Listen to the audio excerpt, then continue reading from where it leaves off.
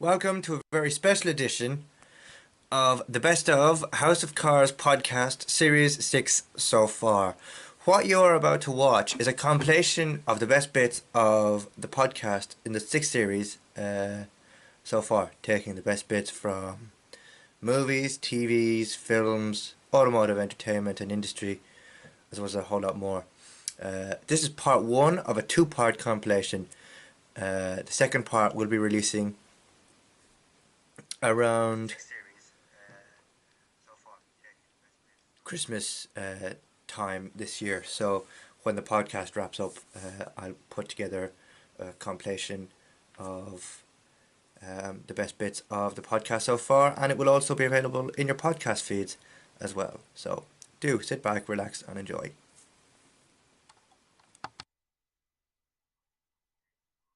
You're very welcome to this brand new video. These videos will be relating to episode topics that I discuss on the House of Cards podcast, available to you on your chosen podcast provider. This week we're looking at Top Gear safety concerns, Lucasfilm case against an actor that was in Rogue One, and Jeremy Clarkson's comments on the last Grand Tour special, as well as the impending news that Spider-Man 4 for Tom Holland's quadrilogy has found its director after John Watts, the director of the last 3 Tom Holland films, stepped away due to wanting to work on his own franchise and different films. First, we look at Spider-Man 4 and Sony eyeing James Destin Daniel Cretton to direct the next Spider-Man movie in the Tom Holland franchise. So yeah, let's get straight into it. Don't tell J. John Jameson, but we've got some fresh Spider-Man news hot off the press for you this fine Tuesday morning. Yes, almost 3 years after Spider-Man No Way Home saw Tom Holland's wall crawler come up against a whole load of multiverse villains such as Doc Ock, Green Goblin, Lizard Dude, and Electro. We're finally getting an update on the next MCU outing to feature the wall crawler. Destin Daniel Cretton is set to direct the 4th installment of the Tom Holland franchise, having vacated the directional hot seat of Avengers: The Kang Dynasty, now known as Avengers: Doomsday, which will star Robert Downey Jr. as Doctor Doom, facing off against the presumably new Avengers team led by Falcon, now also known as Captain America. According to DHR's reporting, Destin Daniel Cretton, whose Shang-Chi and the Legend of the Ten Rings remains a highlight of Marvel Studios' post-Endgame output, is in talks to direct the next Spider-Man 4. Having vacated the hot seat amid all the legal and creative troubles surrounding Kang Dynasty and facing that project, Cretton has almost recently been hard at work on the upcoming Marvel Disney Plus series Wonder Man with Yahya Abdul-Mateen II. That the filmmaker has been courted to helm Marvel and Sony's web-slinging forquel.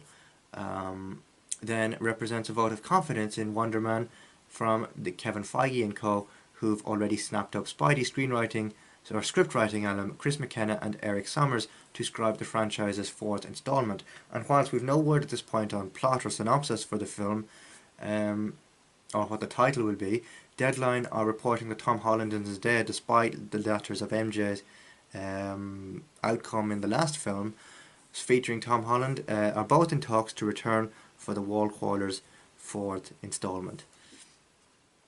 As well as now having a new Spider-Man movie in his directional pipeline, the increasingly busy Cretton will still remain attached to make a sequel, or still remains attached to make a sequel for Shang-Chi and the Legend of the Ten Rings, and bring somewhere along the line for Marvel Studios, as well as looking to bring global anime phenomenon Naruto into the live action scene at some time in the near future also.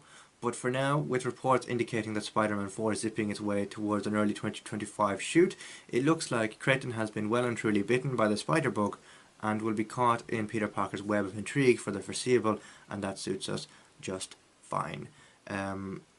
As always, links to the items spoken about on these YouTube videos will be left in the description, and by that I mean the podcast episode, available on Spotify and wherever else you get your podcast news from. The source links to The Hollywood Reporter. I leave this article from Empire in the description, as well as the podcast link, and you can have a listen there for further details. As alternatively, you can just Google the director's name and look at his filmography and stuff. But yeah, that's the first in a series of videos relating to this episode for Series 6 of the podcast, and I do hope you have enjoyed watching the video, as well as subscribing to the channel, sharing the video on social platforms, commenting what you thought, what you think, where do you think this piece of information might go. Do you think we'll see other characters back for Tom Holland's Spider-Man 4, or do you think Tom Holland's Spider-Man 4, after all the multiverse stuff, deserves a more grounded approach to the next outing of Spider-Man? Where do you want to see the character go in the future? Do let me know, and don't forget to like, comment, share and subscribe to the channel for more videos like this coming very soon. Thank you very much for watching, and I'll see you again very soon for a brand new video.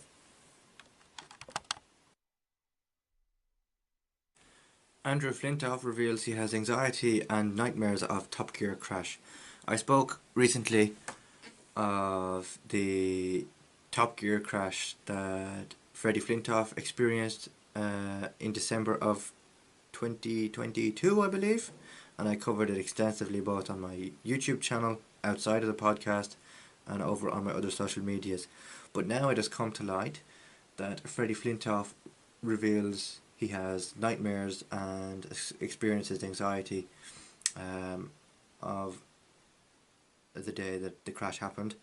As you know, Flintoff has recently relaunched his cricketing program on the BBC called Freddie Flintoff Field of Dreams, where he takes, you know, your average schoolboy cricket team and puts them to their paces. This for the next series. For this series, he took them to India on a sort of test. I think they have cricket tests in the sport. I'm not really too sure about how the cricket system works, but he goes into detail about what he's experienced post-crash, what he can remember from the crash, and it just details his experience of as much as he can remember from the day that it happened. I'll read you an extract from it. The article is quite long, but yeah, here goes. The former England all-rounder sustained serious facial injuries in a crash while filming Top Gear in December 2022. Now the 46-year-old has spoken publicly for the first time about the incident and its aftermath as part of the second series of Freddie Flintoff's Field of Dreams, which begins airing on BBC One on the 13th of August at 9 p.m. I don't know what completely better is, said Flintoff in scenes filmed at the beginning of this year. I am what I am now. I am different to what I was. It's something I will have to deal with for the rest of my life. Better? No different. He has no idea. One of the most famous cricketers England has produced, Flintoff played 79 tests between 1998 and 2009. He played a pivotal role in the epic Ashes triumph of 2005, after which he was named BBC Sports Personality of the Year. Known as Freddie, Flintoff moved into TV presenting at the end of his cricket career, and fronted Top Gear from 2019 until his crash in 2022. Flintoff returned to his hometown of Preston to assemble a cricket team of teenagers that had never played the game before. The second series centres on taking a team on tour of India and began filming before Flintoff's accident took place, resulting in the cessation of Top Gear in the current format. The crash occurred 12 weeks before the tour was scheduled to take place. In the documentary, Flintoff is shown a week and a half after the accident in footage he shot himself on his phone. It reveals the initial extent of his facial injuries. I'm going to quote him here and say, "I genuinely should not be here with what happened," he said. "It's going to be a long road back and I've only just started. I'm going to need help, I really am, and I'm not the best at asking for it. I'm looking forward to seeing the lads, I really am. This India trip is going to be for me as much as it is for them now. I'm determined, I really want to go." In the end, the tour would have to be delayed until 2024. 7 months after the accident, in the summer of 2023, Flintoff was visited by close friend and fellow coach Kyle Hogg. The exchange between the two, captured on the documentary, is Flintoff's first explanation of the impact the accident has had on him. By that stage, Flintoff had undergone a number of operations on his face and rarely left his house. When he did, it was with a full mask and glasses. He then goes on to say that it's been very difficult to cope with and that he experiences a lot of anxieties and even has nightmares about how it happened and all that, which I won't get into detail because it's quite a distressing read for someone. But if you want to see more detail and I discuss the article, then you can do so by listening to the podcast episode which it is featured in, linked below in the description. If you would like to see more content like this, don't forget to like the video, comment on the video, share the video on social platforms, and have a listen to the podcast while you're at it. Thank you very much for watching, and I'll see you again very soon. Disney subsidiary Lucasfilm is being sued for the use of Peter Cushing's image in Star Wars Rogue One, A Star Wars Story. This comes from IGN.com. Disney subsidiary Lucasfilm is being sued over its recreation of Grand Moff Tarkin actor Peter Cushing's image in Star Wars Rogue One, A Star Wars Story. As reported by The Times, a friend of Cushing has alleged Disney did not have permission to recreate the actor's image with special effects for Rogue One. Disney tried and failed to have the case dismissed for a second time on September 9th, 2024. The plaintiff, Kevin Francis, is suing Lucasfilm through his film company Tyburn Film Productions, and also brought claims against Rogue One producer Lunac Heavy Industries. The late executors of Cushing's estate and Cushing's agency, Associated International Management. Francis claimed he must give authorization for any recreation of Cushing's image following an agreement made between him and the actor in 1993, 1 year before his death at age 81. Lucasfilm claimed it didn't think it needed permission to recreate Cushing's image due to the original contract for Star Wars in 1997, which became Star Wars Episode 4 A New Hope, and the nature of the special effects. It also paid around $37,000 for Cushing's estate, or to Cushing's estate rather, after being contacted by his agent about the recreation. On September 9th, Deputy High Court Judge Tom Mitchison dismissed the appeal, stating the case should go to trial. I am also not persuaded by the case that is unarguable to the standard required to give summary judgment or to strike it out, he added. In an area of developing law, it is very difficult to decide where the boundaries might lie in the absence of a full examination. Star Wars spans many eras, and having started in 1977 with one of the original trilogies, I can't remember which one, features actors throughout many stages of their lives. It has used special effects to de-age the likes of Mark Hamill as Luke Skywalker in The Mandalorian and further films, for example, and this technology has also been used to put deceased actors back into films too.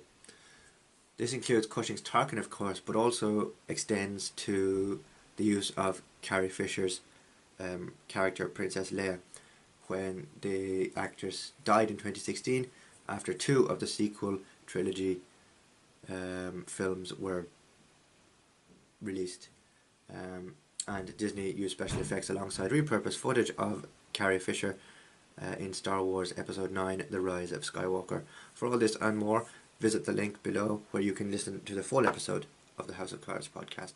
If you want to see more content like this, don't forget to, first of all, follow the podcast on Spotify, and stick around where I'll have more content like this very soon. Don't forget to like, comment, share and subscribe.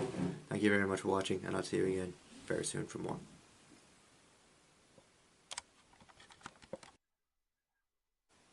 Georgie and Mandy's First Marriage is picking up where the Young Sheldon spin-off and Big Bang Theory left off. As the most watched program on broadcast Thursday night, the Young Sheldon spin-off opened with 6.5 million total viewers in live and same-day linear ratings on October 17th in the Thursday 8 p.m. slot, previously occupied by Big Bang Theory and Young Sheldon, according to Nielsen data. That was the high mark for the night, which featured Thursday night football and 2 baseball playoff games on cable and streaming, as well as some of the most popular broadcast series led by the top breakout of the season so far. CBS Matlock, Georgie and Mandy's First Marriage, also logged the second most watched new series debut and live plus streaming on demand of the broadcast season so far, with Matlock the third most watched premiere overall, behind the season 2 opener of Tracker and Matlock. In its time period premiere, the legal drama starring Kathy Bates drew 6.38 million viewers. That was down 18% from the big 7.73 million, both live and same day streaming, who tuned in for the special September 22nd sneak peek behind an NFL boosted 60 minutes, but a still very solid number, only bested by Georgie and Mandy's First Marriage on CBS that same evening. If you want to see this conversation in full, click below. That'll bring you to the podcast in which this clip is featured, and you can listen to the full conversation. Don't forget to like, comment, share and subscribe to the YouTube channel for more videos and new episodes every Thursday.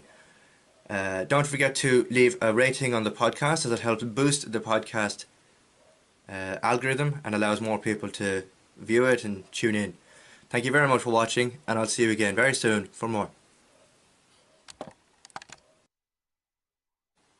Good evening everyone, and welcome to a brand new video. This video relates to the impending Grand Tour special that's going to be released tomorrow on Prime Video, and in it I will talk about the synopsis for the episode that was, I suppose, hinted at or spoken about at length on my podcast at the beginning of the season.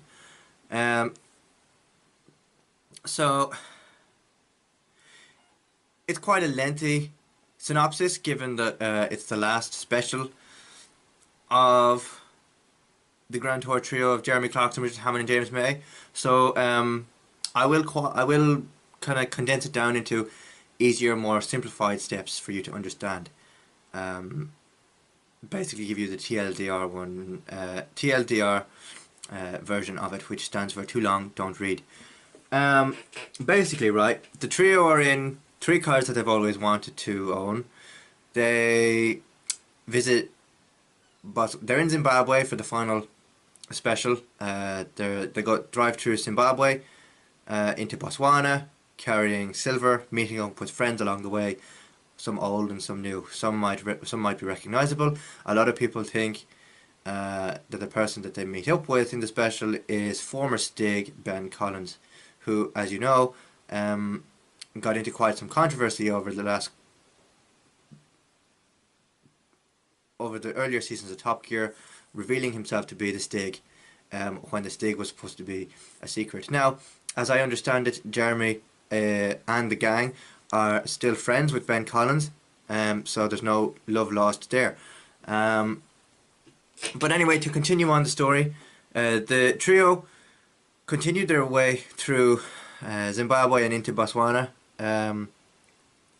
carrying copious amounts of silver that they realise they shouldn't have when they get to the Zimbabwean border to cross into Botswana. They'd make a joke about it, and then surprisingly I think they end up getting through to the border and are able to cross into Botswana that way then.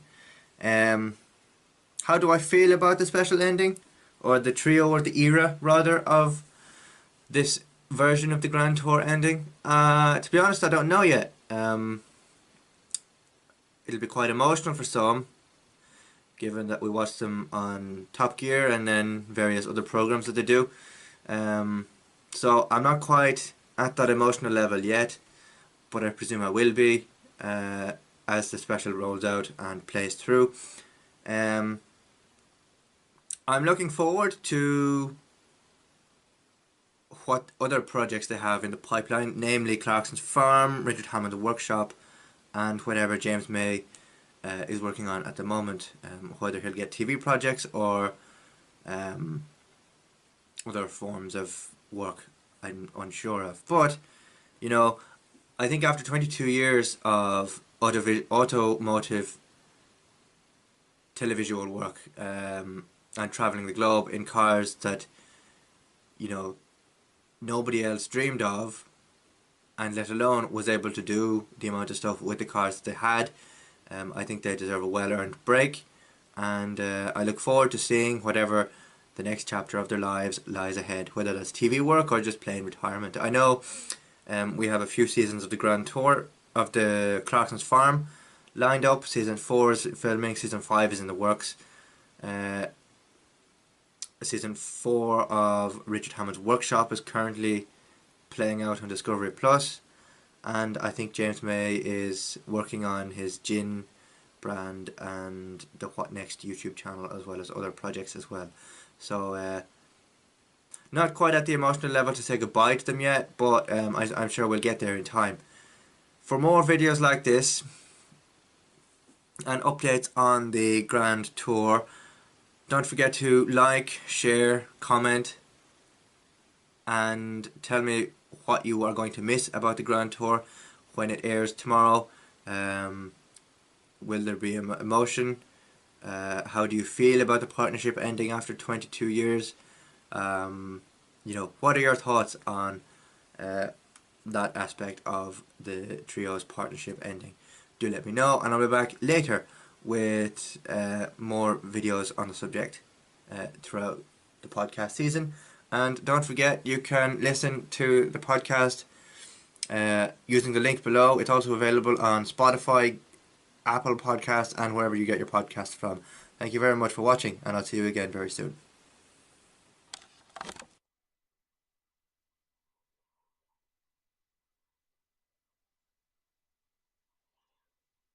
Marvel Studios releases Thunderbolts teaser trailer and poster. Marvel Studios has released the first teaser trailer and poster for the upcoming feature film Thunderbolts, uniting the MCU's least anticipated band of misfits.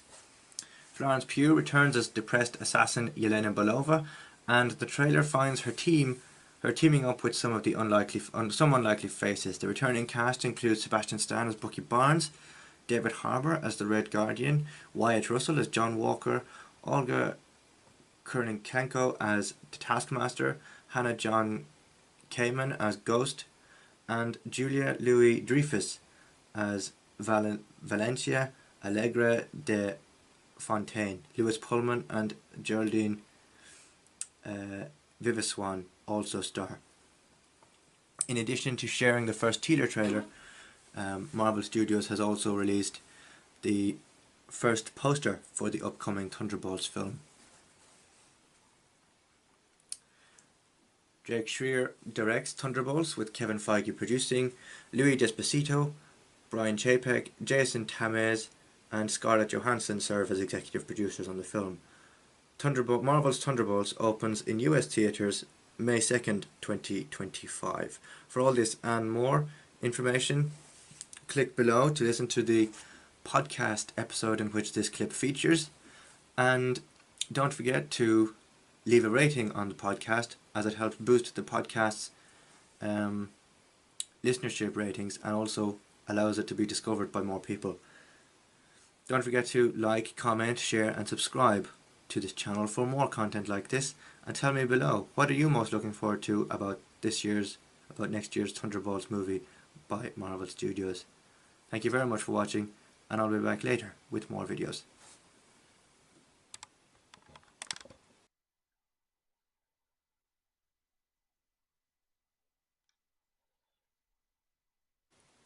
Welcome. It has just been announced that Disney is to name a successor to Bob Iger, the current CEO of Disney, in early 2026. This information comes to you from Reuters. Walt Disney said on Monday it would announce a replacement for CEO Bob Iger in early 2026, marking the first time the storied media and entertainment company has formally announced a timetable for succession. The investor community said the news signals progress for a company that has been struggling to find a successor for Iger, the affable, camera-ready executive who shaped the modern Disney through a series of high-profile acquisitions. Disney said Morgan Stanley veteran James Gorman would become chairman of the board on January 2nd after stepping down from his post as an executive chair of Morgan Stanley at the end of the year. He served as CEO of the Wall Street Bank for 14 years and is credited with growing its wealth management business. Gorman has been praised for deftly executing Morgan Stanley's succession plan, in which Ted Pick was chosen from among 3 contenders for the top job. In a rare outcome on Wall Street, the 2 other CEO candidates, executives Andy Spearstein and Dan Simkowitz, remain at Morgan Stanley. So a big development in a succession plan for Bob Iger comes into the fray in early 2026. As always, I'll be keeping you updated on how this story develops, and any further news and updates on this. You can listen to the podcast below, and of course don't forget to like, comment, share and subscribe, and also give a rating to the podcast, as it helps with growing the podcast algorithm and allowing more people to discover it. Thank you very much for watching. Don't forget to like, comment, share and subscribe, as I said, and I'll see you again very soon for a brand new video.